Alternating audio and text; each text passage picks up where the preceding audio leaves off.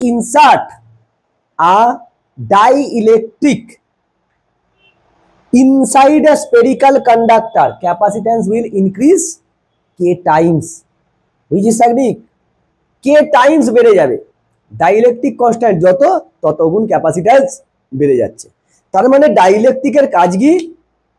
ক্যাপাসিট্যান্সকে বাড়ানোর জন্য। তার মানে তোর ভিতরে একটা ডাইইলেকট্রিক দিতে হবে,